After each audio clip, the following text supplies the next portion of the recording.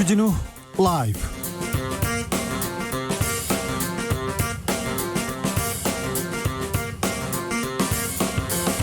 2020년 8월 20일 목요일입니다. 안녕하십니까, 주진우입니다. 코로나19 재확산의 원인을 두고 민주당은 8.15 광화문 집회를, 통합당은 정부의 방역 실패를 지목하고 있습니다.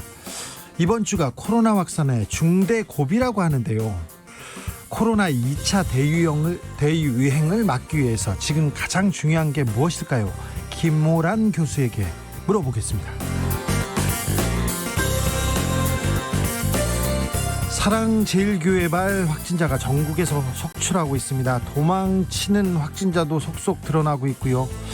오늘 정광훈 목사가 대국민 입장문을 발표했습니다. 왜 우리 신도들만 검사 많이 하느냐, 그렇게 큰 소리를 냈습니다. 주진우 라이브가 병상에 있는 정광훈 목사에게 몇 가지 따져 물었습니다. 잠시 후에 직접 들어보시죠. 중국의 외교 실세, 양제츠 중국 공산당 외교 담당 정치국원이 시진핑 특사 자격으로 내일 한국에 옵니다. 코로나 상황이 엄중한데, 그리고 또 미중 갈등이 이어지고 있는데 하필 이때 한국에 옵니다. 세계가 이 만남을 주목하고 있습니다. 한중 외교사령탑의 만남, 어떤 이야기가 나올까요? 세종연구소 홍현익 박사에게 먼저 들어보겠습니다. 나비처럼 날아 벌처럼 쏜다. 여기는 주진우 라이브입니다.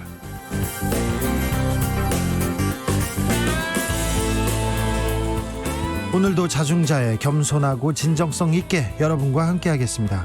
50일이나 넘는 장마, 장마가 끝나자마자 폭염, 다시 코로나가 우리 자영업자들 시름을 깊게 하고 있습니다. 전통시장 상인분들 한숨 깊어만 가고 있습니다. 식당에 사람이 없고요. 택시 운전 기사님들도 하루 손님이 줄었다고 이렇게 얘기합니다. 자영업자분들 그래도 힘내시라고, 빨리 코로나 잡고 원래 자기 자리로 돌아가자고 응원의 마음 보내드리겠습니다. 방송 듣고 계신 자영업자분들, 택시기사분들, 버스기사분들 연락 주십시오. 샵 9730, 짧은 문자 50원, 긴 문자 100원, 콩으로 보내시면 무료입니다. 저희가 응원의 마음 담아서 보내드리겠습니다. 그럼 주진우 라이브 시작하겠습니다.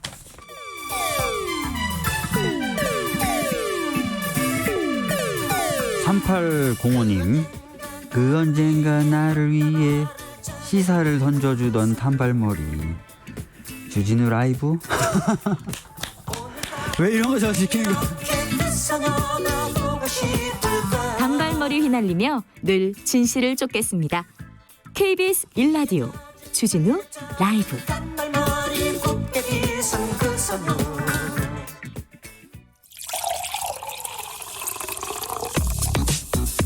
진짜 중요한 뉴스만 쭉 뽑아냈습니다. 주 라이브가 뽑은 오늘의 뉴스 주스.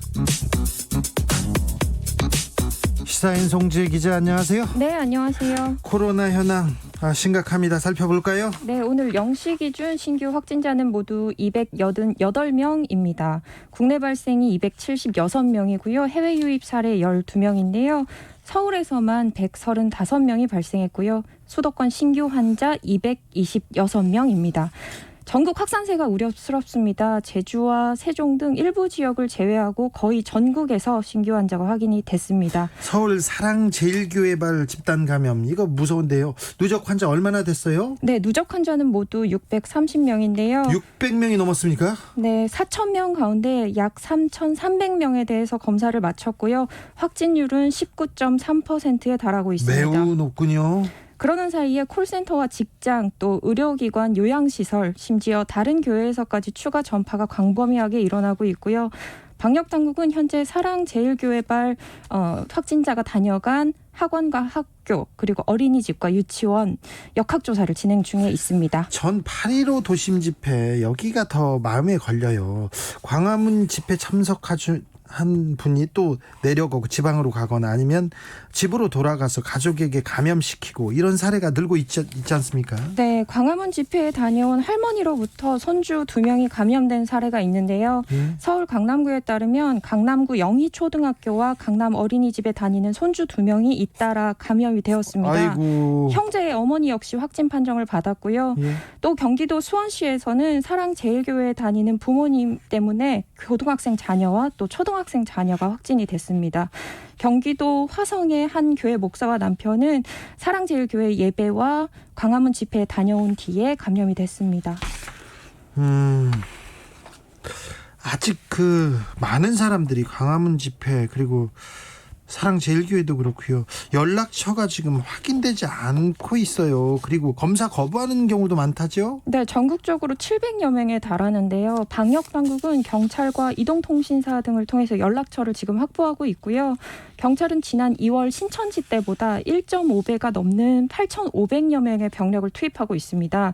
또 조직적인 역학조사 방해 행위에 대해서는 배후까지 밝혀서 책임이 중한 경우에는 구속영장을 신청할 방침이라고 밝혔습니다. 정광훈 목사가 오늘 대국민 입장문 냈어요? 네, 오늘 아침 조선일보와 중앙일보 또 동아일보에 대국민 입장문 전면 광고를 냈습니다. 돈이 일단 많습니다, 이 교회에. 사랑제일교회 관련 확진자가 늘고 있는 건 정부가 교인과 집회 참가자를 상대로 무한대로 검사를 하고 있기 때문이라고 주장했습니다. 왜 우리만 많이 검사해 이런 얘기하고 계세요? 네, 맞습니다. 증상이 없는 사람들도 검사를 받게 하면 모집단이 늘어서 확진자 자체는 많아지기 마련이라는 주장입니다. 그러면서 일일 확진자 수가 아니라 검사 수 대비 확진 비율을 밝히라고 요구했습니다. 지금 이 시국에 이 얘기가 지금 뭐가 중요한지 참. 그리고 다른 얘기는요. 네, 또 교회에 수년간 나가지 않았던 사람도 양성 판정이 나오면 사랑제일교회 관련 확진자로 발표하고 있다면서 이런 식이면 모든 확진자가 사랑제일교회 관련자가 되는 것 아니냐고 주장했습니다. 네, 정광훈 목사가 뭐 또 억울하다고 몇 가지 얘기를 하는데요. 주진우 라이브가 긴급하게 취재했습니다. 잠시 후에 정광훈 목사의 목소리 들어보시죠. 그런데요, 사랑제일교회 교인 검사 거부하고 도망가는 이런 일이 좀 계속 벌어지고 있어요. 네, 경기 포천시에서 서울 성북구 사랑제일교회 교인 부부가 코로나19 방문 검사를 하기 위해서 찾아온 보건소 직원에게 난동을 부리다가 경찰이 출동한 사건이 알려졌는데요. 이 부부는 결국 코로나19 확진 판정을 받았고요. 전날 접촉했던 4명도 추가로 확진 판정을 받았습니다. 광화문 집회에 참석한 이들은 검사를 거부했고 차 안에 침을 뱉었습니다. 차 안에 침을 뱉어요? 네, 밀착 접촉이 이루어진 보건소 관계자는 결국 2명인데요. 현재 자가격리 중입니다. 보건소 직원을 향해서 침을 뱉은 거죠? 자신의 차에 침을 뱉은 건데 네. 그 사람들을 향해서 침을 뱉은 건지는 확인은 되지는 않았고요. 예. 현재는 자가격리 중입니다. 예. 방역당국은 방역에 불응한 이 부부의 치료가 끝나는 대로 감염병 관리법 위반 등으로 고발하는 방안을 검토 중이고요. 그리고 그 사랑제일교회 앞에서 취재 중인 기자들을 향해서도 교인들이 밀고 물을 뿌리고 또 침을 뱉고 있습니다. 뭐라고요? 지금 기자들을 향해서 교인들이 침을 뱉고 있다고요? 네, 그런 소동도 지금 벌어지고 있고요. 그래서 연이어서 기자들도 계속 코로나 검사를 받고 있습니다. 코로나19 확진 판정을 받은 교인이 행방이 묘연해지는 일도 연속해서 발생하고 있는데요. 경기도 남양주에 거주 중인 A씨는 검사 결과를 믿지 못하겠다면서 휴대전화를 꺼놓고 도주했고 또 인천 지역에서 자가격리 중이던 B씨도 울산까지 도주했다가 경찰에 붙잡혔습니다. 경북 포항에서도 확진 판정을 받은 교인이 도주 뒤에 붙잡힌 일이 있었습니다. 그 남편 팔무른 분이 이분이지 않습니까? 맞습니다. 왜 사랑제일교회 신자들은 이렇게 도망가는지 이거에 대해서도 제가 정광훈 목사한테 따져 물었습니다. 미래통합당은 광복절 집회와 선을 계속 긋고 있습니다. 그리고 지금 코로나 확진자들도 우리하고 관련 없다고 계속 얘기하고 있어요. 미래통합당 주호영 원내대표는 비대위 회의에서 8.15 집회는 국민들의 많은 우려와 걱정이 있기 때문에 하지 말았어야 할 행사로 여긴다라고 말하면서도 방역당국은 통합당과 8.15 집회를 엮으려 한다. 통합당은 주최도 안 하고 참가도 안 했다. 구성원이 마이크 잡고 연설하지도 않았다고 말했습니다. 민주당을 향해서는 방역 실패에 우리 당을 엮어서 책임을 피하려고 하는 것은 옹졸하고 치졸하다. 라고 비판을 했는데요. 김재용인 비대위원장도 광복절 집회에 통합당 책임론에 선을 그으면서 유치한 사고방식이라고 말했습니다. 정강훈 목사하고 통합당이 무슨 관계가 있냐. 나는 그런 유치한 사고방식을 이해하기 어렵다라고 질타했습니다. 정광훈 목사가 이 부분에 대해서 크게 좀 분노하셨어요. 차명진 전 의원이 이런 글을 썼어요. 내가 25년 몸담았던 미통당에서 대놓고 우리 당 사람 아니라고 이렇게 소리하는 걸 보고 굉장히 큰 배신감을 느꼈다는 글을 쓰기도 했습니다. 그런데 정광훈 목사를 키운 거는 파라리 통합당이라는 목소리도 높아요. 통합당은 뭐 우리랑 상관이 없다 이렇게 억울하다라고 호소를 하고 있지만 사실 책임을 표할 수는 없습니다. 왜냐하면 정광훈 목사를 태극기 집회에 떠오르는 별로 만든 1등 공신이 통합당의 전신 자유한국당이기 때문인데요. 민주당 김태년 원내대표는 미래통합당은 집회에 참가한 소속 정치인과 당원에 대해서 아무런 조치 없이 관계가 없다는 식으로 강 건너 불구경식으로 수수방관하고 있다고 말했고요. 조정식 정책위의장은 정광훈 목사와 사랑제일교회 등 극우 개신교 세력이 세를 확장하는 데 있어서 미래통합당이 누구보다 큰 자영분을 제공했다면서 이번 집회 다수의 전현직 의원들과 당협위원장, 당원 참여가 확인이 됐고 정광훈 목사와 통합당 일각이 한몸이 되어서 움직인 셈이라면서 통합당 책임론을 제기했습니다. 우상호 전 원내대표는 중앙 차원은 아닐지 몰라도 각 지역위원이나 지역별로 당원들을 동원했을 가능성이 매우 농후하다면서 태극기 집회를 통해서 문재인 대통령을 공격하려고 하다가 코로나19 확산 역풍을 맞으니 급하게 꼬리를 자르려는 행위라고 주장했습니다. 실제로 광화문 집회에는요. 김진태, 민경욱 전 의원 등 통합당 당협위원장이 참여했고요. 특히 4.15 부정선거 국민투쟁본부를 이끌고 있는 민경욱 의원은 집회를 주최한 당사자이기도 합니다. 김문수 전 경기지사도 이렇게 참여했잖아요. 그런데 이분은 코로나 검사를 하기 위해서 동행을 요청하는 경찰한테 좀 했던 말이 화제가 됐습니다. 국회의원 3번 한 사람이야. 국회의원 3번 하면 코로나 안 걸리나요? 네, 김문수 전 경기지사가 경찰의 동행 여부를 거부하고 싸움을 벌였는데 영상을 보시면 엄청난 고함을 계속 연이어서 지르고 계십니다. 김문수 지사가요? 네. 어제 김문수 전 지사가 직접 공개한 SNS 영상을 보면요. 지난 16일 일행 A씨와 국회의사당 역에서 경찰과 맞닥뜨렸습니다. A씨는 서울 사랑제일교회 예배에 참석한 뒤에 코로나19 자가격리 지침을 위반하고 외출한 상태였습니다. 경찰은 강제검진 대상인 A씨의 주소지인 인천 영종도 보건소로 강제 연행을 하려고 시도를 했고요.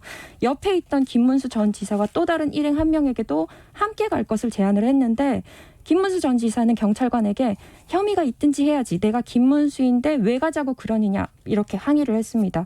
김문수 전 지사는 이러면 안 된다고 당신 내가 국회의원 3번 했어 이런 고함을 쳤습니다. 김 전 지사는 당시 상황이 담긴 영상을 SNS에 공유했고요. 세상에 이런 코로나 핑계로 독재하는 게 어딨냐. 음성 판정, 무증상인데 자가격리시키는 건 직권남용이고 강제 감금, 인권 침해라고 주장하고 있습니다. 코로나 핑계 독재라는 말도 나왔군요. 네. 이분 소방서에 전화했을 때 나 지사인데 이거 전설적인 전화 통화 내용이었는데 여기서 또 뭔가를 또 만드셨네요. 이낙연 더불어민주당 당대표 후보가 2주 동안 자가격리에 들어가게 됐다면서요? 음성 판정이 나왔기 때문에 원래 오늘부터 일정을 재개하는 방안을 검토했지만 보건 방침에 따라 2주간 자가격리에 들어가게 된 겁니다. 자가격리 기간은 31일 정오까지입니다. 이에 따라서 오프라인 당대표 후보 토론회나 합동연설회 이런 비롯한 행사들을 참석이 불가능한 상황이고요. 29일에 예정되었던 정당대회 현장에도 참석이 힘들어졌습니다. CBS 라디오에 나갔다가 그 확진자가 쓴 마이크를 썼다고 해서 지금 코로나 검사를 받는데 음성 나왔습니다. 그런데 2주 동안 자가격리에 들어가야 된다고 합니다. 근데 더불어민주당 당대표 후보인데 2주 동안 자가격리에 들어가면 전당대회 선거 일정은 어떻게 되는 겁니까? 오늘 밝힌 바에 따르면요. 당 지도부와 전당대회 준비위원회는 행사를 연기하지 않기로 했습니다. 예정대로 진행하겠다는 방침을 세운 건데요. 일반 기업들이 재택근무 등 다양한 방법을 찾고 있는데 여당이 행사 자체를 연기하면 혼란이 있을 수 있다는 지적이 나온 것으로 알려졌습니다. 22일에 예정돼 있던 수도권 온택트 합동 연설에는 당초 계획대로 라이브로 진행을 하되 이낙연 후보는 거기 못 갈 거 아니에요? 네, 셀프 촬영한 영상으로 대체를 하기로 했고요. 그리고 앞으로 열릴 합동 연설회 등 후보들 같은 경우도 후보들의 합의를 통해서 보완해서 최종 결정할 예정입니다. 반면에 김부겸 더불어민주당 당대표 후보 측은 전당대회 선거 일정 중지를 요청했고요. TV 토론이나 후보 연설 등 선거운동에 차질이 생기면서 공평한 경쟁이 불가능하다고 판단했기 때문이라고 밝혔습니다. 후발주자로 뛰어든 박주민 후보도 마찬가지겠어요. 뭐 그리고 지금 당대표 가장 중요한 당의 선거를 하고 있는데 코로나 때문에 그리고 또 수해 때문에 전혀 좀 관심을 못 받고 있는 상황입니다. 이재현 회장이 소송에서 이겼어요. 뭔가 했는데 세금을 증여세를 못 내겠다 이런 소송을 했었거든요. 근데 거기서 결국 이겼네요. 500원이 아니라 1,500억 원대의 증여세 부과 취소 소송입니다. 네. 조세 피난처에 세운 특수목적 법인을 활용해서 세금을 내지 않은 혐의로 2013년 기소된 바 있는데요. 네. 이재현 CJ그룹 회장이 1,500억 원대 증여세 부과 취소 소송에서 최종 승소한 겁니다. 1,500억이면 1,500억. 네. 네. 발음하기도 어려운 진짜 큰 액수예요. 네, 상상하기도 어려운 액수입니다. 1,500억 원을 안 내도 된다는 거 아니에요, 이재현 회장이. 근데 어떤 내용인데요? 네, 국내외 비자금 총 6,200억 원을 차명으로 운영해 왔는데요. 조세를 포탈한 혐의 등으로 2013년 7월에 기소되었습니다. 또 영국령 버진 아일랜드에 7개의 특수목적 법인을 설립한 뒤에 주식을 취득하고 양도해서 이익을 취한 것으로 조사됐습니다. 비자금을 6,200억, 그것도 조세 피난처에다가 이렇게 해서 왔다 갔다 하면서 뭘 만들었군요. 그런데요. 세무당국은 이재현 회장에게 2013년 9월 증여세와 양도소득세, 종합소득세 등 세금 1,674억 원을 부과했고요. 예. 오늘 대법원 1부는 이재현 회장이 서울 중부 세무서장을 상대로 낸 증여세 등 부과 처분 취소 소송 상고심에서 원고 일부 승소로 판결한 원심을 확정했습니다. 내용을 보면요. 왜요? 내지 않아도 된 이유를 말씀을 드리면요. 재판부는 특수목적 법인이 증여세 회피 목적으로 설립됐다는 증거가 부족하다고 봤습니다. 특수목적법인 그리고 조세 피난처에 특수목적법인을 만들었어요. 이게 전형적으로 돈을 빼돌리는 역외탈세의 가장 대표적인 내용인데, 그러면 조세 피난처에 돈을 갖다 놓은 게 그러면 세금 회피 목적이 아니라고요? 네, 증거가 특수목적 부족하다. 법인을 설립하는 것 자체는 합법인 거예요. 그러면서 명의신탁 의제 규정은 엄격하게 해석해야 된다는 건데 증거가 부족하다는 겁니다. 소유자와 명의자의 이름이 다를 때 명의자가 실제 소유자로부터 재산을 증여받았다는 증거, 이걸 명의신탁 재산의 의제라고 세무당국은 봤는데 이 규정을 법원은 보지 않았던 겁니다. 다만 특수목적 법인의 주식 거래가 이 회장의 뜻에 따라 결정이 됐고, 또 법인 자금이 이 회장의 개인 용도를 위해 출금된 점 등에서 이 회장이 양도소득세와 종합소득세만 내면 된다, 이렇게 판결했습니다. 1,600 몇억 원을 이렇게 부과했다가 지금 1,500억 원은 깎아주고 그래서 한 100 몇억 원만 내면 된다는 거 아니에요? 네. 이거 국세청이 그리고 검찰이 조사할 때 제대로 했는지 모르겠어요. 제대로 해서 기소를 해서 이렇게 이재현 회장이 지금 승소했는지 이거 좀 따져보고 싶네요. 좀 물어보고 싶네요. 6,200억 원의 해외 비자금을 왜 만들었을까요? 조세 피난처에다가. 그런데 참 증여세 회피 목적으로 설립됐다는 증거가 부족하다고 손을 들어줬습니다. 네. 우리 판사님들은 왜 이렇게 재벌한테는 이렇게 따뜻하실까요? 그런 거 아니겠죠? 국민들한테도 따뜻하겠죠? 네. 국민들한테도 따뜻한 판사님이기를, 법이기를 그렇게 좀 오늘도 기대해 봅니다.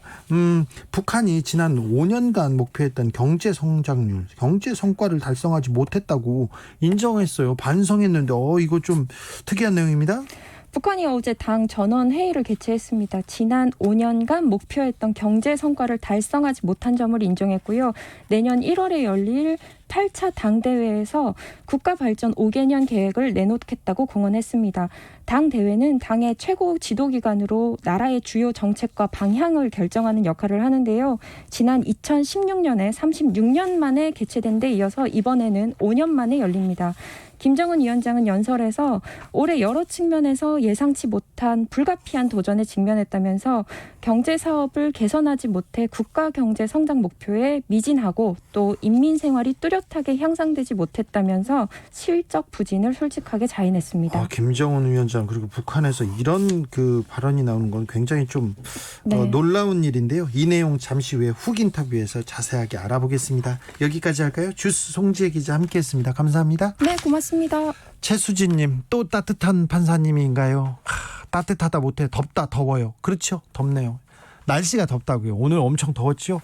성낙주님 택시기사입니다. 1시간째 빈 차로 돌아다니고 있습니다. 동서남북 어느 방향으로 가야 운수 대통 방향일지 답답하네요. 그래도 손님 없는 덕에 잘 듣고 있습니다. 아이스 커피 하나 주세요. 아이고, 아이스 커피가 없는데 제가 사드리고 싶네요. 아유, 네. 제가 뭐라도 드리고 싶네요. 죄송합니다. 0661님 용달차 기사입니다. 연휴라고 쉬고 일 좀 하려나 했더니 코로나 덕분에 오늘도 벽만 쳐다보다 집으로 가면서 주진우 방송 듣고 집에 갑니다. 네. 기운 내세요. 곧 좋은 일이 있을 겁니다. 또 이런 얘기를 또 듣고 있으니까 또 마음이 아프네요. 9677님 자영업자는 도저히 직원 둘 수 없어서 가족들이 나와서 일해요. 고용보험 가입 안 되니까 실업급여도 해당 안 되고요. 정말 힘들고 지칩니다. 기본소득 앞당겨야 합니다. 네, 지금 상황이 어려우니까 정부에서 어떤 대책을 좀 내놓기는 해야 될 것 같습니다. 교통정보센터 다녀오겠습니다. 김민희 씨. 이번 주 내내 퇴근 정체가 심합니다. 서울 양양고속도로 양양 쪽으로 서양양 부근 1차로에서는 사고가 났고요. 반대 서울 방면으로 내촌 부근 1, 2차로에서도 사고가 나면서 이 일대 2km 구간에서 정체 심합니다. 이후로는 덕소 3패부터 강일 사이로 속도 줄여 지납니다. 제2중부고속도로 하남 쪽으로 하번천 터널 부근에서는 2차로를 막고 작업을 하고 있는데요. 곤지암부터 6km 구간에서 속도 많이 떨어져 있습니다. 당진 대전고속도로 유성 쪽으로 유성터널 부근에서도 사고가 나면서 남세종부터 차량들 속도 줄여 지납니다. 남해고속도로 부산 쪽으로 사천 휴게소 부근에서도 사고가 났습니다. 1차로가 막혀있는 만큼 곤양 일대로 정체 심합니다. 그 밖에 서울시내 동부간선도로 의정부 쪽으로 성동교 부근에는 고장난 차가 서 있습니다. 이 때문에 성수분기점부터 속도 줄여 지납니다. KBS 교통정보센터였습니다. 주진우 라이브.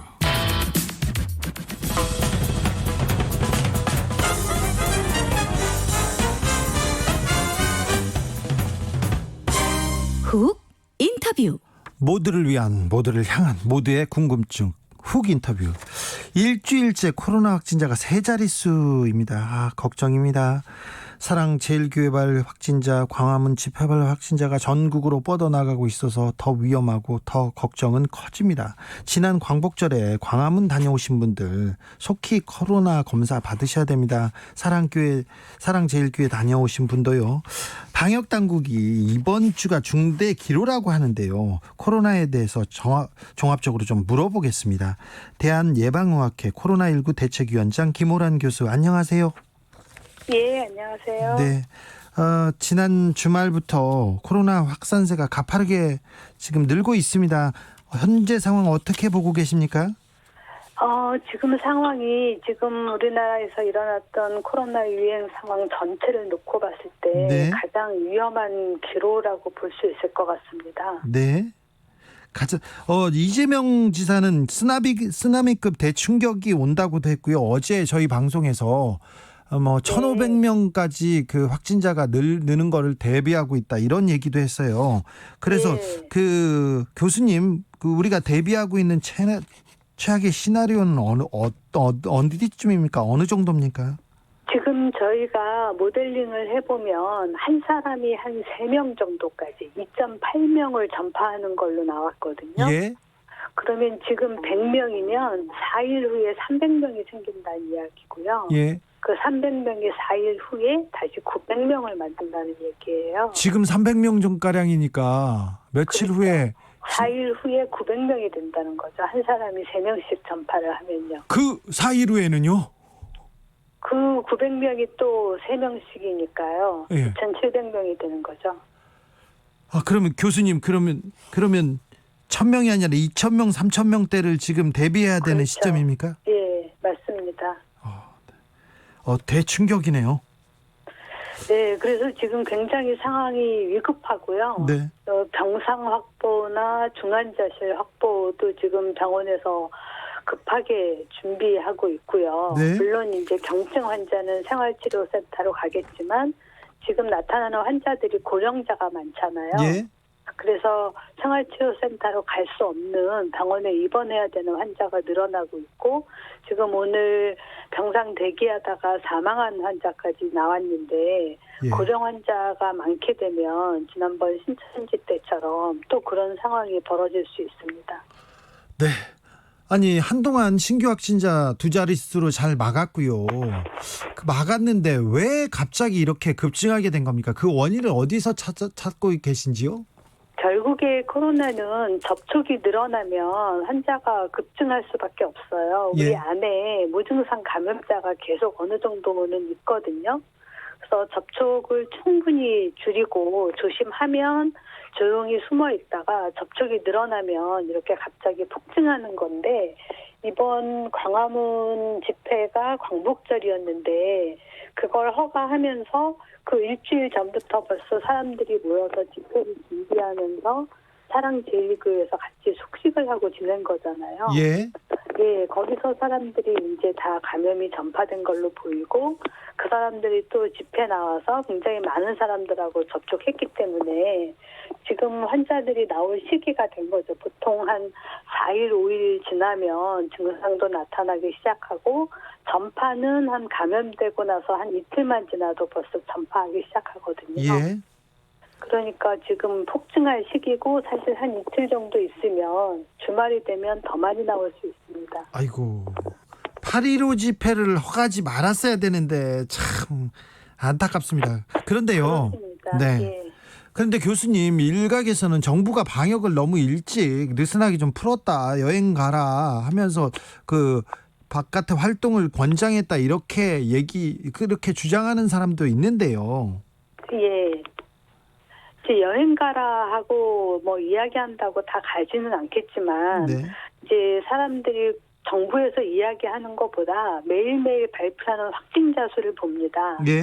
지난 7월 한 달 동안 네. 굉장히 관리가 잘 돼서 저희 모델링에서도 0.74로 감염체 생산수가 나왔으니까 예. 한 명이 채 한 명을 전파시키지 않는 걸로 나와서 관리가 잘 되는 걸로 보였어요. 예. 그러니까 이제 사람들이 이제 비도 좀 그쳤고 이제 좀 미뤄왔던 휴가도 좀 가야 되겠다 이렇게 생각하면서 움직임이 좀 늘어난 거죠. 예.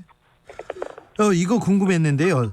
그 파주 스타벅스에서요. 예. 그 공기를 통해서 감염. 그래서 에어컨 틀어놨더니 이렇게 그 바이러스가 날아다녀서 공기를 통해서 확산됐다는 가능성이 제기됐는데 교수님 어떻게 보십니까? 예, 공기 감염 가능성이 조금 있고요. 이 전부터 그런 논란은 메르스 때부터 있었는데 네. 이번 코로나 때도 아주 초기부터 중국에서 한 레스토랑에서 에어컨 앞에 앉아 있는 확진자가 있었고 그 뒤로 2테이블 더 앉아 있었던 다른 사람들이 다 감염됐던 사례가 보고된 적이 있었어요. 네. 그래서 환기가 잘 안 되는 막힌 장소에서 에어컨 같은 걸로 강하게 바람을 불게 되면 앞에 있는 환자의 비말이 뒤로 가게 되는 거죠. 예. 그래서 감염이 일어날 수 있고요. 이번에 파주 스타벅스도 그런 예로 생각이 돼요. 그렇기 때문에 자연환기가 아니고 실내에서 혹시라도 마스크를 제대로 안 쓰고 있다면 누군가 감염자가 한 명만 있다면 감염될 가능성이 있다라고 생각하시는 게 좋겠습니다. 밀폐된 실내 공간, 에어컨 틀고 예. 있는 상황 매우 심각하고 위험하다. 마스크 잘 쓰고 그렇습니다. 있어야 된다. 이 얘기죠? 예, 맞습니다. 전문가들은요. 교수님, 사회적 거리두기 3단계로 격상 생각해 봐야 될 때입니까? 지금 3단계를 수도권은 생각해 볼 수도 있겠지만 지금 현재 2단계도 수도권만 발령된 상황이거든요. 예. 그래서 만약에 3단계로 간다면 전국 2단계를 먼저 해야 될 거고요. 예. 만약에 3단계로 가게 되면 우리가 아직까지 그 정도로 강하게 모임 금지를 한 적이 한 번도 없었어요. 코로나 사태 이후에. 네. 그래서 상당히 국민들의 불편이 굉장히 클 겁니다. 이제 10명 이상 모임이 금지되는 거기 때문에 네. 한마디로 뭐 가족 모임 외에는 거의 하지 못한다는 거고 예. 필수 시설 외에는 다 문을 닫으라는 거거든요. 예. 그래서 굉장히 어려워질 거고 사실은 그렇게 가기 전에 우리가 2단계만이라도 철저히 지켜서 환자가 더 늘어나지 않도록 하는 게 최선이겠죠. 네. 교수님 신천지에서 코로나가 확산되고 그때 900명 넘을 때 있었지 않습니까? 그렇죠. 그때는 또 국민들이 저 생활 방역 잘 지키고 손 잘 씻고 그다음에 그 모임 안 나가고 그랬던 것 같아요. 그런데 그 이후에 그 정부에서 좀 관리를 잘하고 의료진들이 희생해서 그런지 지금 수도권 그 2차 감염에 대해서는 그다지 그렇게 긴장감이 크지 않아 보입니다. 예, 맞습니다. 경각심이 많이 떨어졌고요. 예? 사실 그때 신천지 때만 해도 서울 강남대로뿐만 아니라 뭐 대구고 어디든지 보면 네. 거리가 텅 비어 있었어요. 예, 그러니까요. 차도 없었어요. 예. 근데 지금 안 그렇거든요. 예. 지금 뭐 다닐 거 다 다니고 음식점에 여전히 사람 많고 모임할 거 다 하고 있거든요. 그러다 보면 절대로 환자가 줄어들기 힘들죠. 아, 네. 서울이나 수도권 코로나 병상 가동률 지금 괜찮습니까? 아직은 괜찮습니까? 아니면 지금부터 굉장히 조심해야 됩니까? 지금 서울은 한 80%, 지금 경기도는 한 60% 정도 이야기하는데 네. 지금 하루 이틀 사이에 위험해질 수 있습니다. 아, 그래요? 예. 병상 부족도 걱정이고 또 의료진 부족하다는 얘기 계속 나왔었는데요. 좀 예. 오랫동안 피로에 좀 누적돼 있고요. 그렇죠. 예. 굉장히 과로가 누적되어 있는 상태고 특히나 중환자실의 간호 인력은 중환자실을 늘린다고 간호 인력이 바로 늘어날 수 있는 게 아니거든요. 예. 그래서 병실이 늘어나는 것뿐만 아니라 일할 수 있는 사람이 있어야 되는데 그 부분이 지금 가장 걱정되는 부분입니다, 사실. 네. 일단 지금 아프면 그리고 증상이 있으면 며칠 쉬면서 차도를 봐야 되는 겁니까? 아니면 바로 지금 병원으로 달려가야 됩니까? 지금 만약에 혹시라도 주변에 코로나 확진자가 있거나 접촉자가 있거나 격리한 사람이 있다. 예. 그리고 본인이 위험 지역에 한 번이라도 갔다 온 것 같다라고 네. 한다면 선별진료소에서 검사를 받아보는 게 좋습니다. 네. 일단은 선별진료소로 가면 되나요? 예, 그렇습니다. 아이고 선생님, 교회, 상가, 식당, 카페, 마을까지 동시다발적인 집단 감염 발생하고 있습니다. 지금 어느 부분이 조금 더 위험하고 어느 정도 어느 동네 그리고 어떤 지역 어떤 장소가 좀 위험하다 이렇게 좀 주의해야 된다 이런 게 있습니까? 일어나고 있는 감염 고리는 교회하고 방문 판매와 같은 연결고리가 지금 주로 감염 고리가 되고 있어요. 예. 아무래도 그쪽이 사람들을 밀접하게 많이 만나는 곳이니까 그런데요. 지금 현재 이렇게 확산되고 있는 상황으로 보면 지금 전국 어디도 안전하다라고 할 만한 장소는 없는 것 같습니다. 그래요. 예. 일단 그럼 바깥에 자제하고 모임도 자제하고 약속도 좀 자제해야 되는 것 같습니다. 그렇습니다. 네. 근데 좀 또 국민들은요, 의사협회가 이달 26일부터 28일까지 총파업하겠다고 해가지고요, 의료 공급에 걱정됩니다. 어떻게 보고 계십니까? 예, 그것도 사실 많이 걱정이 됩니다. 어느 직종이나 주장을 할 수 있고 그 주장을 관철시키기 위해서 파업을 할 수도 있지만 지금 같은 상황에서 의료진이 파업하게 되면서 국민들이 의료진 부족을 더 많이 느끼게 되면 의대 증원에 대해서 더 많이 참석을 하게 될 것 같아서 의협의 주장이 무색해질 수 있을 것 같습니다. 네, 그러게요. 국민들이 좀 우려하고 있습니다. 지금 뭐 코로나 시대지 않습니까? 그리고 가장 위중한 고비라고 했는데 다시 국민들이 방역 수칙을 잘 지키고요. 손 잘 씻고 마스크 잘 끼고 고삐를 좀 조이고 긴장하면 확진자 폭증을 좀 어느 정도 잡을 수 있을까요? 좀 희망적인 얘기도 좀 해주세요. 예. 무서워요. 지금 정부가 할 일은 환자를 빨리 찾고 격리자 찾아서 이제 더 이상 확산되지 않도록 잡는 거고요. 예? 국민이 할 일은 손 씻고 마스크 쓰기 하고 거리 두고 사람 많은 데 가지 않고 그렇게 해야 됩니다. 네. 또 다른 당부 말씀 있으면 좀 해주세요. 일단 주변에 어려운 사람이 없는지 살펴보시고 서로 전화도 하고 직접 대면하지 않더라도 네. 격려해 주면 좋겠습니다. 알겠습니다. 저 항상 교수님 항상 감사하게 생각합니다. 국민들은. 네, 고맙습니다. 지금까지 대한예방의학회 코로나19 대책위원장 김호란 교수였습니다. 감사합니다. 9909님이 친한 사이라고 마스크 안 쓰는 경우가 많은데 제발 마스크 써야 됩니다. 친한 사이라고 코로나 안 걸리는 거 아니지 않습니까? 저는 양가 어른이 심한 기저질환이 있어서 정말 겁납니다. 제발 마스크 좀 쓰자고요. 회식도 제발 좀 멈추고 줄 설 때 좀 간격 좀 벌리자고요. 좀 그러자고요. 3984님, 주 기자님 제발 택시 탈 때 마스크 좀 써달라고요. 저는 마스크 잘 씁니다. 어떤 손님은 입이 팔뚝에 있나 봐요. 팔뚝에다가 끼고 타는 분들이 있어요. 그런 사람들이 있더라고요. 특별히 남성분들 그런데요. 손님 없어서 태워야 하는데 말은 왜 그렇게 또 많이 하는지 마스크는 안 끼고 마스크 써야 됩니다. 마스크 꼭 써야 됩니다. 4022님 자영업하고 있습니다. 코로나 이후에 매달 고비입니다. 언제쯤 이 고비가 끝날까요? 너무 힘이 드네요. 가족들에게 너무 미안합니다. 올 하반기 굉장히 어려울 거예요. 굉장히 어려울 겁니다. 경제적으로는. 그러니 조금씩 대비하고 조금씩 부담하고 그래야 됩니다. 좀 주변을 살펴봐야 되고요. 정부에서는 좀 이런 분들을 위해서 자영업자를 위해서 빨리빨리 좀 정책 이렇게 내주시고 국회는 싸움 그만하고 좀 일 좀 해줬으면 합니다. 7701님은 화성의 택시기사입니다. 한적한 곳에 차 세우고 식사하고 있습니다. 손님이 감소되니까 7, 8천 원 식대도 부담이 되네요. 도시락으로 해결합니다. 코로나를 물리치는데 생각이 다를 수 있지만 지금은 방역당국의 지시를 철저히 따라야 한다고 믿습니다. 모두들 왜들 그러세요? A1 하는데 그렇습니다. 방역당국 지시 좀 따르고요.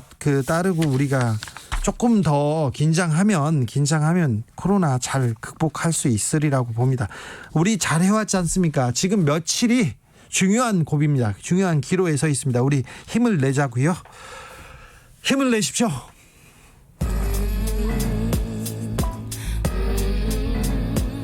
나비처럼 날아 벌처럼 쏜다. 주진우 라이브.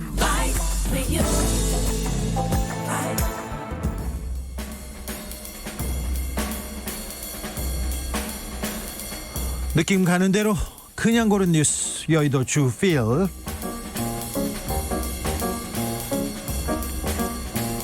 주필 첫 번째 소식은 주진우 라이브 단독입니다. 단독.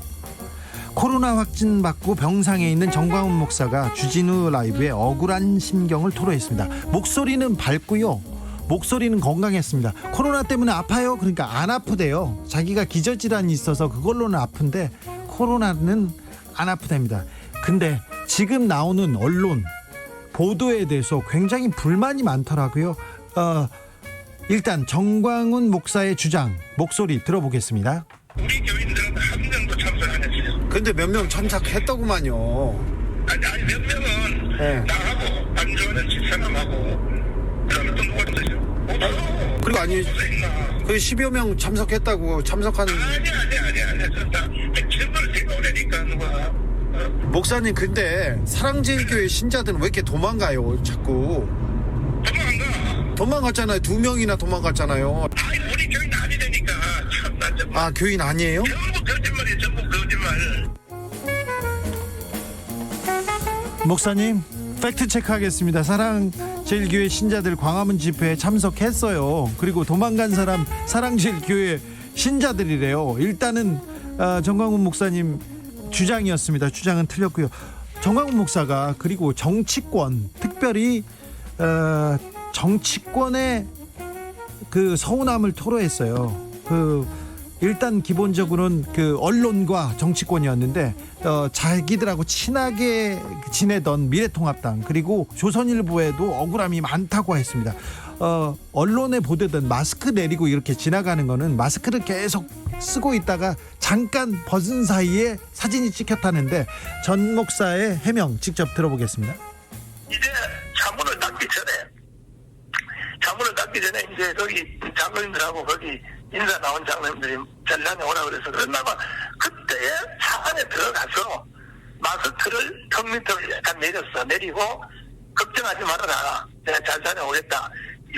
그렇게 말하는 순간에 그걸 찍어가지고 딱 찍어가지고 네. 정광훈 목사는 마스크도 착용 안 했다. 이래서 1년 탑으로 보도했잖아. 1년 탑으로. 웃는 모습 조선일보에서도 보도하고 그랬잖아요. 조선일보가 네. 저게 인간들이냐 말이야. 소 기자님 이때 좀 사실대로 좀 알려줘봐. 알겠어요. 전부 다 거짓말이야. 전부 다 거짓말. 알겠어요. 네. 소 기자님 들어봐. 내 성격 알아. 알죠. 내가 알지. 내가 얼마나 솔직하고 담대하냐 말이야. 알죠. 알았으니까. 아무튼 통합당, 조선일보 그리고 대형교회 신자들은 목사님한테 그러면 안 되지. 목사들은 그러면. 통합당 말이야. 저건 정말 더불어민주당보다 더 나쁜 놈이야. 이번에 겪어보니까. 선거 때마다 그리고 중요한 일마다 자기를 찾아와가지고 자기를 찾아와서 부탁하고 애걸복걸하던 미래통합당 사람들이 지금 자기한테 선을 근다. 그리고 조선일보도 자기를 비난한다 하면서 굉장히 서운해한다는 정광훈 목사의 주장이었습니다. 미래통합당 반론이 있으면 저희가 바로 들어드리겠습니다. 그래서 정광훈 목사에 대한 얘기가 있으면요 저희가 바로 모셔서 얘기 들어드리겠습니다. 오랫동안 같이 일했는데 서운하다고 합니다.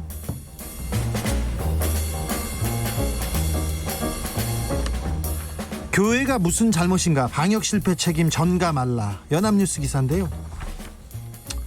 몇 개 교회 단체입니다. 자유인권 실천 국민행동, 한국교회 수호 결사대 몇 가지 단체가 정권 차원의 위기를 덮기 위해서 또다시 한국교회를 마녀 사냥하면서 희생양 삼으려는 정치쇼는 더 이상 통하지 않는다.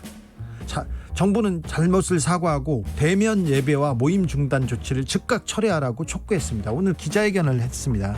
광복절 집회에 대한 비난 여론이 거세지니까 일부 개신교 단체들이 정부가 방역을 잘못해놓고 교회에 이렇게 떠넘기고 있다고 이렇게 비난하는 목소리를 이렇게 냈는데요. 이분들 기자회견하면서 방역 실패의 책임을 물어서 정은경 중앙방역대책본부장 해임하라는 요구도 했습니다. 이런 요구도 했다고요. 벌금 300만 원 내더라도 예배 못 멈춰. 한국교회 불복 논란. 서울신문 기사인데요. 한국교회연합이라는 단체가 있는데요. 이 단체에서 긴급 공지사항이라면서 문자를 돌렸습니다. 한교연에 소속된 한국교회연합에 소속된 교단과 단체는 현 정부가 발표한 수도권 지역의 예배 금지 명령을 받아들일 수가 없다. 생명과 같은 예배를 멈춰서는 안 된다. 이에 따른 모든 책임은 한교연이 함께 지겠다라고 주장했습니다. 예배하겠다고요. 예배 드리겠다고 계속 얘기하고 있습니다. 지금 코로나 때문에 힘들고 코로나 때문에 교회발 확산, 집단 감염이 확산되고 있지 않습니까? 그런데 꼭 이렇게 불복하는 분들이 있습니다. 아니 그런데 예수를 믿고 기도해야 하는데 꼭 교회에 나와서 거기에서 모여서 이렇게 예배를 드려야만 하는지도 좀 묻고 싶어요. 목사님.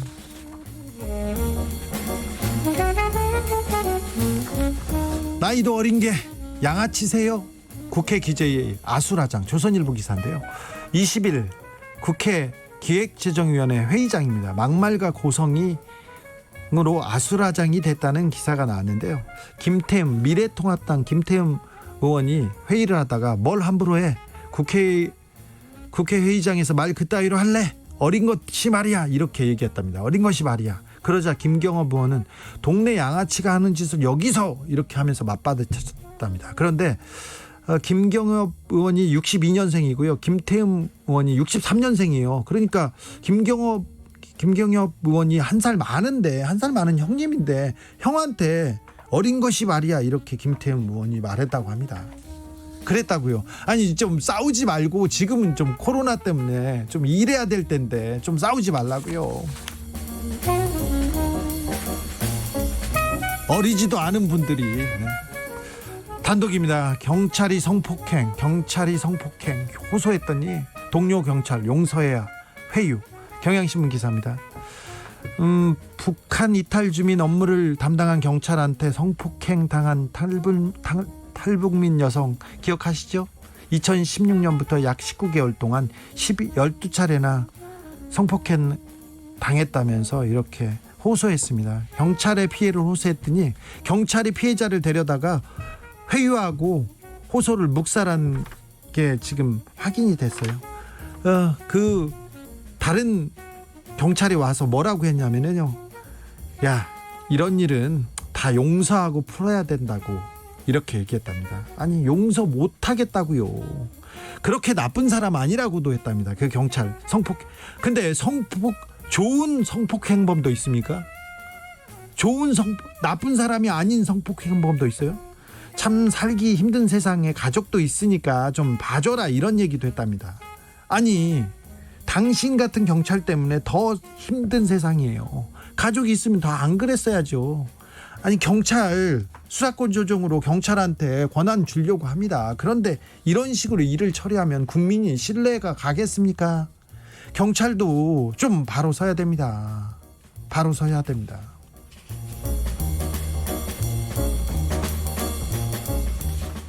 고양이 실화 추정, 세종 오피스텔 화재, 주민 60명 대피. 경향신문 기사인데요. 세종에서 고양이가 전자레인지를 건드려가지고 발생한 것으로 추정되는 불이 났다고 합니다. 소방 관계자가 이렇게 따져봤더니 집에 이게 불난 흔적이 봤더니 고양이가 전자레인지를 건드렸다고 하는데, 고양이가 불을 낸 경우는 처음이어가지고요, 좀 굉장한 관심을 받고 있는 화재 사건입니다. 10평 집에서 고양이 27마리 기른 40대 벌금형. 법원에서 동물학대 판정. 연합뉴스 기사인데요. 버려진 고양이를 데려와서 불결한 환경에서 방치한 혐의로 최모 씨한테 벌금 300만 원 선고됐습니다. 동물 보호 활동을 하던 최 씨는요, 2019년에 버려진 고양이 3마리를 자기 집으로 데려왔습니다. 근데 고양이가 질병으로 죽자 2주간 집에다 그냥 방치했대요. 이 기간 동안 최 씨 집에서 다른 고양이 9마리가 연달아 폐사했습니다. 최 씨는 집에 20마리가 넘는 고양이를 키우면서 폐사체, 오물을 치우지 않고 그냥 사육하고 있어요. 사육 관리 의무를 위반했는데 재판에 넘겼습니다. 이런 거에서 판사님들이 그렇게 판결하는 경우, 유죄 판결하는 경우 드물었는데요. 벌금 300만 원 선고했습니다. 동물 학대입니다. 조심하셔야 됩니다. 모든 게 하루에 2번 산책시켜야 독일 새 법안의 견주들 멘붕. 연합뉴스 기사인데요. 독일 식품농업부 장관이 반려견들을 하루에 최소 2번 총 1시간 이상 산책시킬 것을 명시하는 법안을 발의했다고 최근에 밝혔습니다. 그러니까 반려견을 장기간 사슬에 묶어두거나 하루 종일 혼자 두는 행위 금지됩니다. 처벌받을 수도 있습니다. 이 장관은 반려동물은 장난감이 아니며 그들의 욕구도 고려할 필요가 있다고 이렇게 얘기했는데요. 1시간 이상 산책시키고 어떻게 검사를 받아야 되나요? 그리고 독일 사람들은 분명히 옆집에서 산책 안 시키면 신고할 거예요. 적어놨다가. 그런데 하루에 2시간씩 개 산책시키면 상도 주는지 잘 모르겠습니다. 제 친구 김재동이 맨날 2시간씩 개를 산책시키고 있는데 네, 독일이 아니어서요.